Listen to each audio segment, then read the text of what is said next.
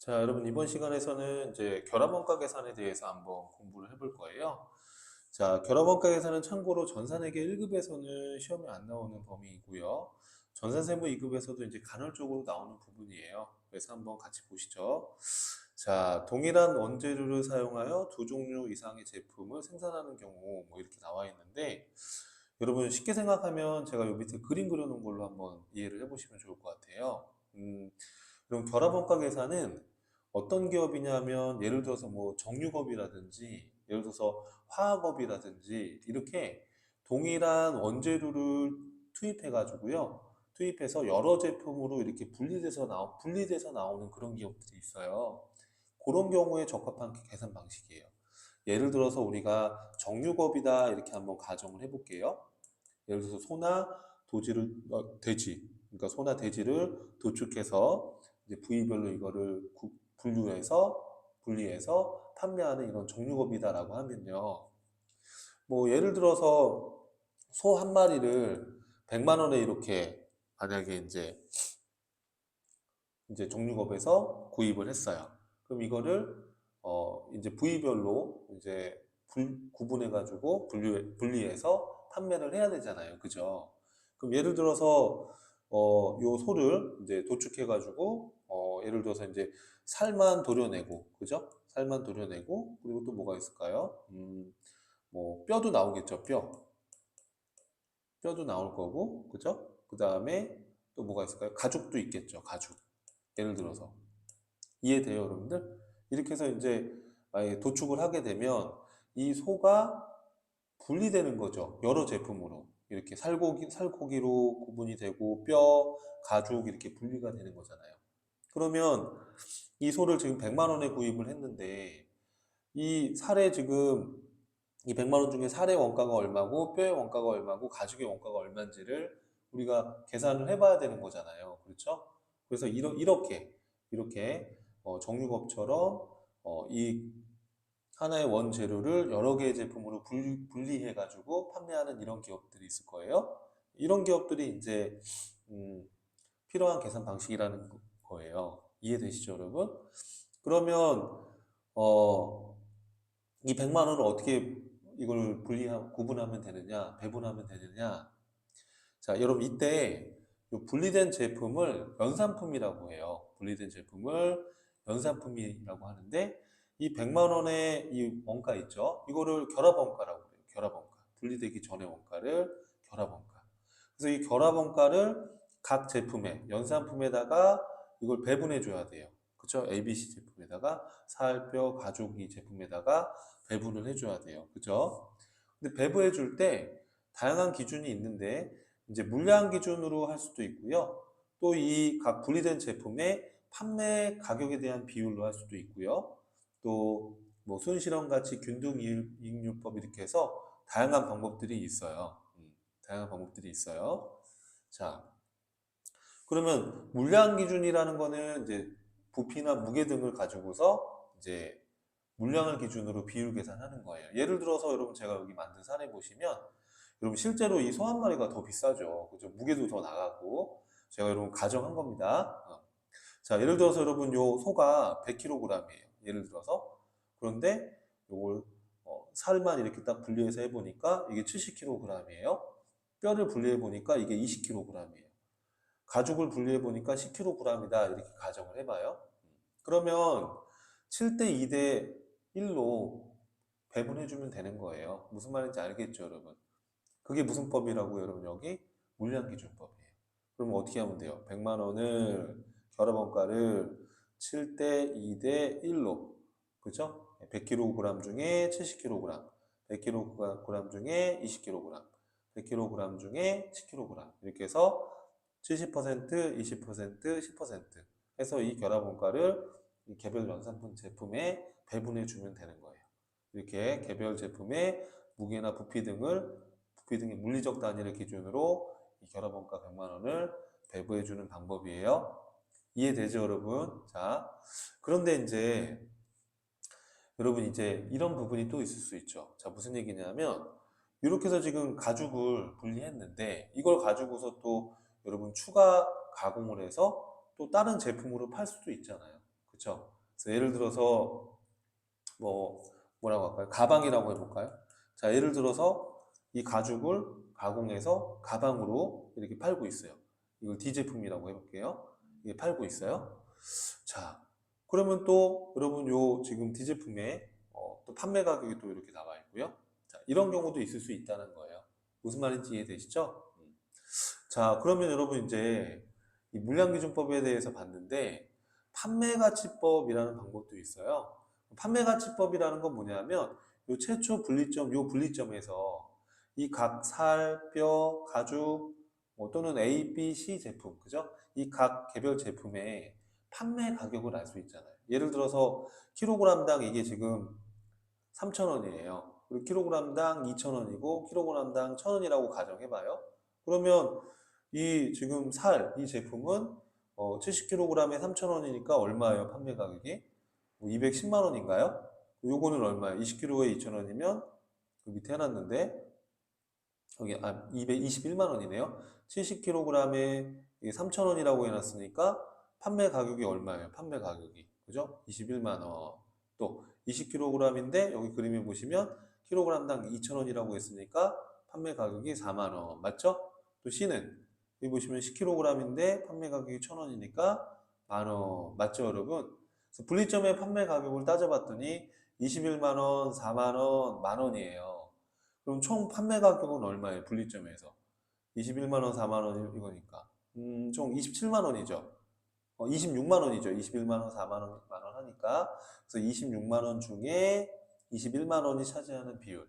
26만 원 중에 4만 원이 차지하는 비율. 26만 원 중에 만 원이 차지하는 비율. 이렇게 판매 가치를 기준으로 비율 계산해서 100만 원의 결합원가를 이렇게 배분해 주는 거예요. 무슨 말인지 이해돼요, 여러분들? 이런 거를 판매가치법이라고 하는 거예요. 이해되시죠?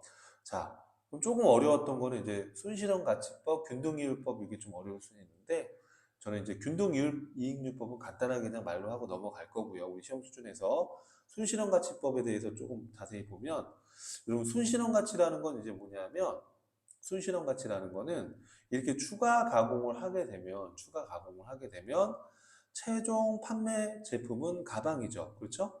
그럼 가방 제품이 지금 10kg인데, 킬로그램은 똑같은데, 가방을 6,000원에 팔고 있다 그러면, 이 가방의 최종 판매 가격은 얼마예요? 6만 원이에요.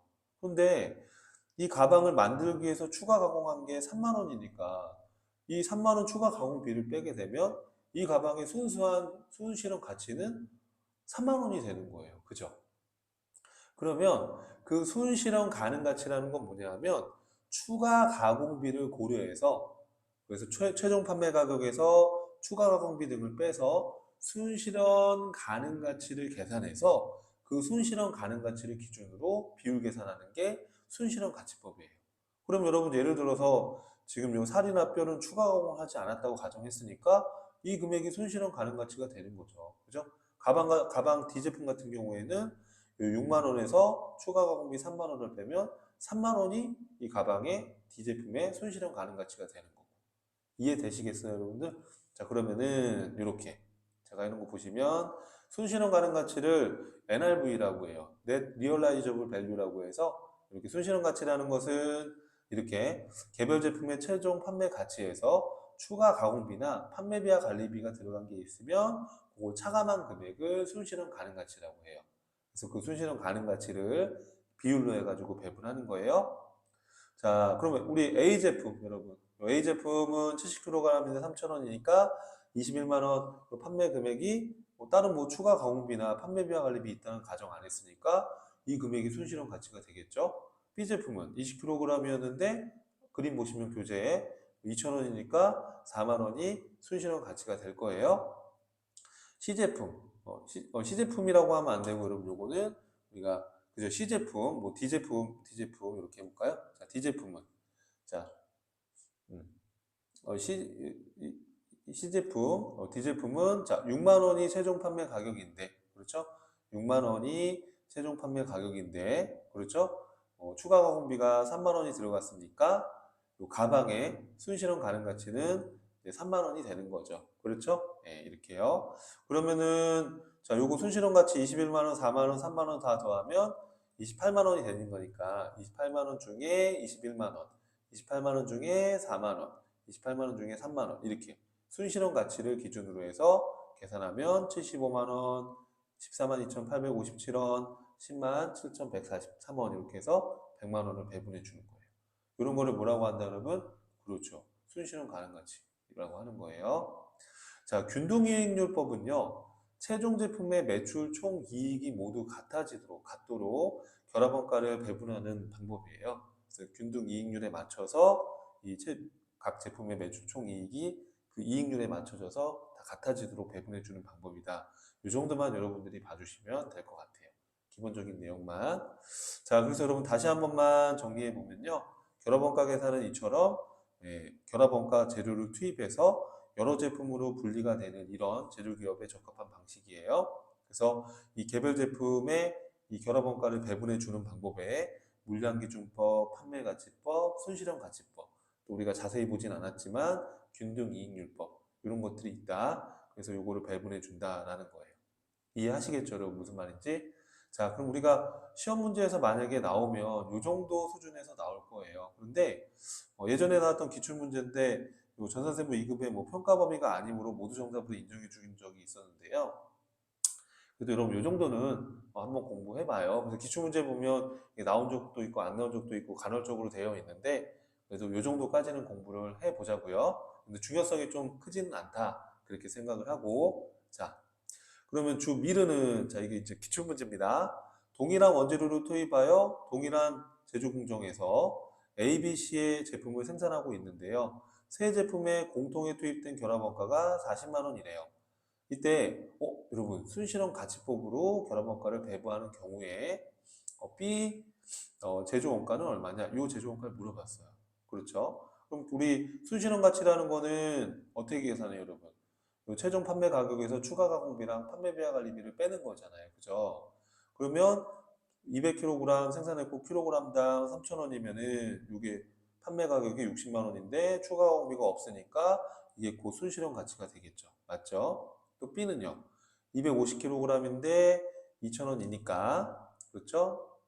그러면은 250kg에 2,000원 하게 되면 판매 가격에서 추가 가공비가 또 들어간 게 12만 5천 원이니까 이거 빼면 순실현 가능 가치가 37만 5천 원이고요.